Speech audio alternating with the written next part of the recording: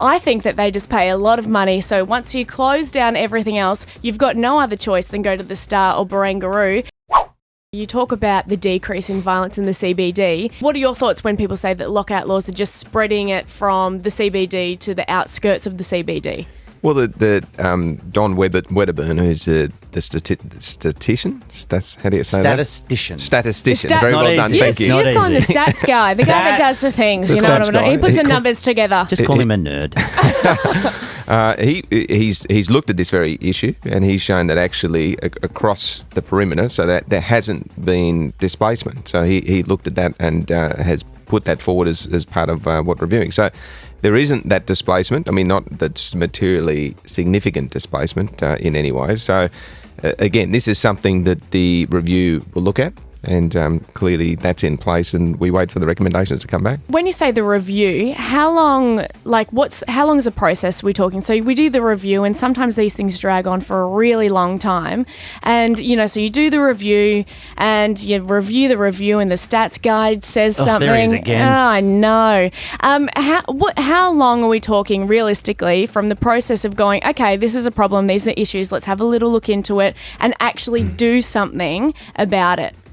Well, it's before the end of the year. I mean, that's the current time frame, but we want to get it right as well. So, I mean, part of that is engagement across all the various stakeholders. So meeting and understanding the businesses and the impact there, meeting and understanding more broadly the stats as they're brought forward, together with representatives of nightlife and the nightlife across Sydney. And there's a number of those and a number of views. So all of that will be considered, and we'll respond as quick as we can when it comes back in. But the expectation is before the end of the year. Why are places like Barangaroo and the Star allowed to be open 24/7?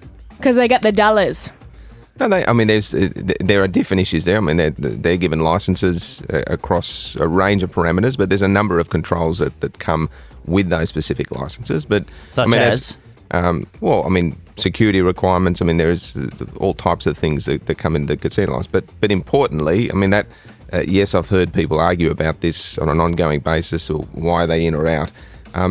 Piermont was chosen. So the Piermont Hotel is outside the exclusion zone. But again, this is something that can be considered as part of the review. I've got a little theory. I think that the Star Casino and Barangaroo, they pay the government a lot of money. And also even the fact that the Star has contributed to $4.7 billion worth of gambling debt. I think that they just pay a lot of money. So once you close down everything else, you've got no other choice than go to the Star or Barangaroo, and then they make more money, and then you make more money as the government. That's what I think's happening. That's what I think that this whole thing's all about. Well, it's not, Sam, and I can tell you this. I've met with the families who've lost kids in violence on the streets.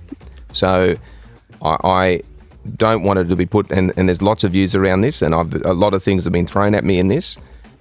Those that know me know my motivations, and they're not that. So if part of this review says that it needs to be expanded and include casinos, well, of course I'm going to be open to that. But I've had my say in relation to this. I have now got an independent review to listen to all the concerns and all those issues to be raised.